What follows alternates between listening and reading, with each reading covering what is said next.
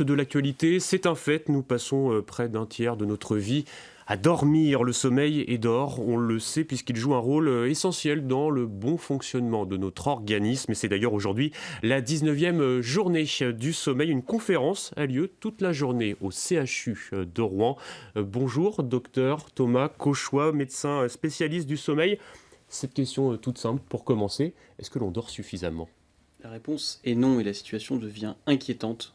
Pour la première fois, c'est historique, les Français dorment en moyenne moins de 7 heures par jour, avec toutes les conséquences que cela a. C'est d'autant plus préoccupant que la classe d'âge la plus touchée sont les 15-25 ans, puisque 90% des personnes de cette classe d'âge ont une dette chronique de sommeil.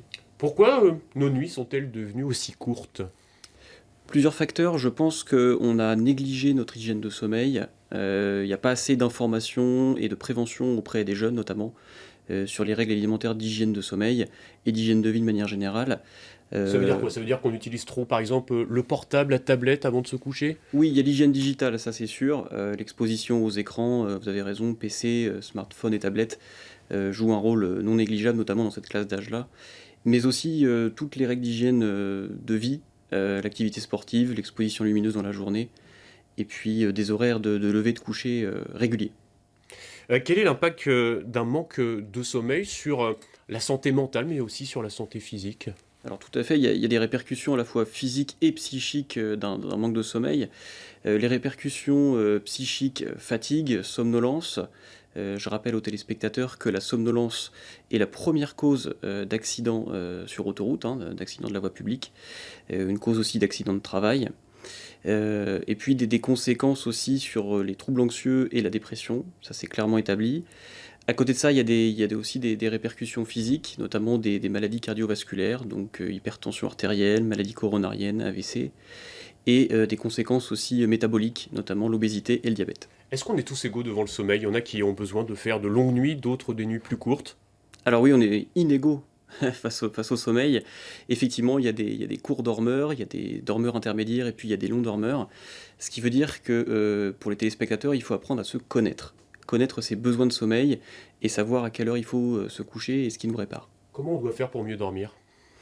Alors, on doit se respecter et apprendre à reconnaître, se réapproprier les signes de sommeil, c'est-à-dire que quand on a les yeux qui piquent et qu'on bâille et qu'on met 30 minutes à lire une page, il faut aller dormir.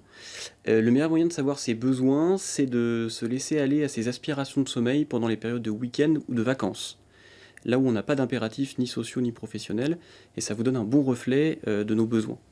Alors j'ai une dernière question. Dans 8 jours, on va passer à l'heure d'été. Ça veut dire qu'il faudra avancer d'une heure les aiguilles de nos montres. Là encore, c'est quoi l'impact sur notre sommeil ? Alors du coup, on va avoir une discrète privation de sommeil d'une heure avec ce changement d'horaire. Il y a des conséquences immédiates d'ajustement sur quelques jours. Là encore, ce qui va dépendre, c'est l'inégalité entre les personnes. Certains ont des chronotypes très flexibles et d'autres beaucoup plus rigides. Merci beaucoup, docteur Thomas Cauchois. Donc je Merci rappelle à qu'il vous. y a une conférence aujourd'hui toute la journée au CHU de Rouen sur à le fait. sommeil. Merci en tout cas d'avoir été notre invité ce Merci à vous. midi.